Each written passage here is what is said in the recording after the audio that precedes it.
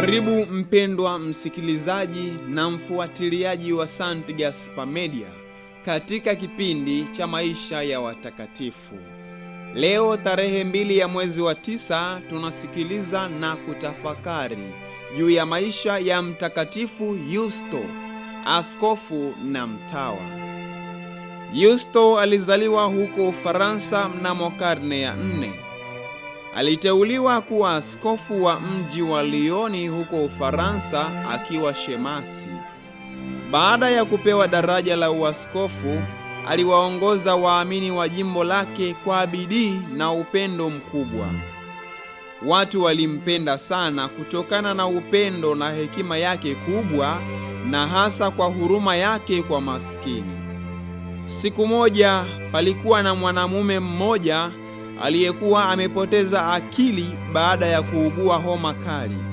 Alipiga watu kwa upanga, akiwaumiza watu wengine. Watu walimzunguka kutaka kumzuia na kumkamata, lakini alikimbilia kanisani, akaufunga mlango nyuma yake.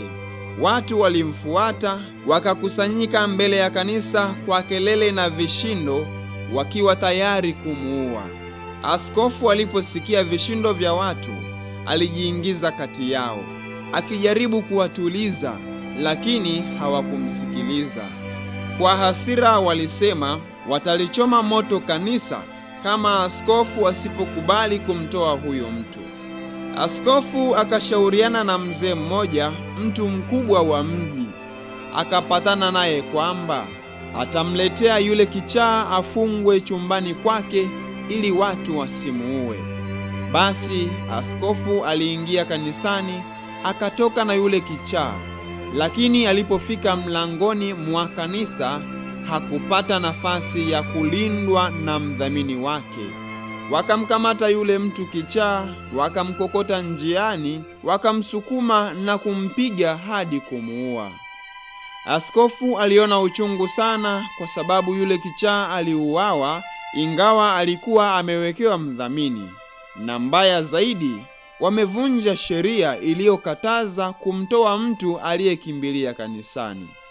Jambo hili lilimfanya askofu kupatiliza uuaji huo, akakusudia kujitenga na dunia, akae utawani na kujitesa hata mwisho wa maisha yake. Basi alipokwisha kuwaza hayo moyoni mwake mbele ya Mungu, pasipo kumwambia mtu nia yake, aliondoka kwa siri, akaenda zake hata bandari ya Marseille huko Ufaransa. Akapanda katika meli iliyokuwa tayari kung'oa nanga, akasafiri hadi akafika Misri. Alishuka akaelekea porini kwenye nyumba ya watawa. Akaenda kubisha hodi kwenye monasteri moja, lakini hakujitambulisha jina wala kusema kwamba yeye ni askofu. Akaomba ruhusa ya kuishi maisha ya kitawa.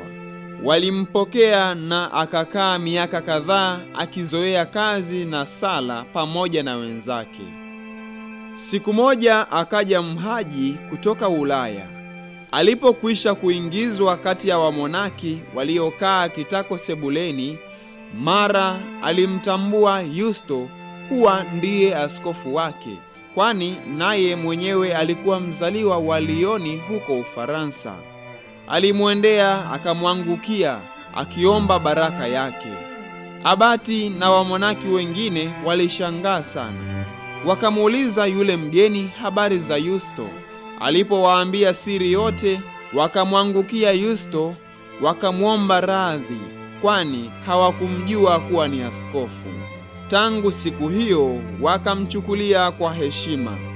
Lakini Yusto hakupenda heshima hiyo. Aliendelea na maisha yake kama alivyozoea, akifanya kazi, akisali na kufunga pamoja na wamonaki wenzake.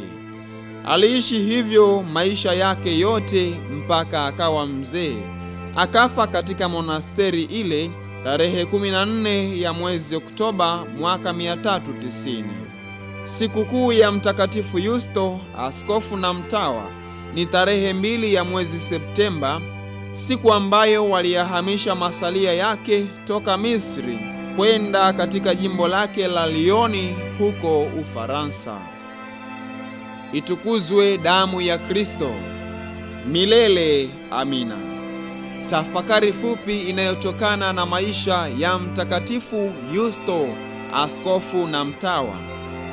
Zaidi ya hayo, pendaneni kwa moyo wote, maana upendo hufunika dhambi nyingi. Rejea waraka wa kwanza wa Mtume Petro, sura ya 4 aya ya 8. Watakatifu wengine wa siku: Watakatifu Yusto na Ingridi. Mtakatifu Yusto, askofu na mtawa, utuombee.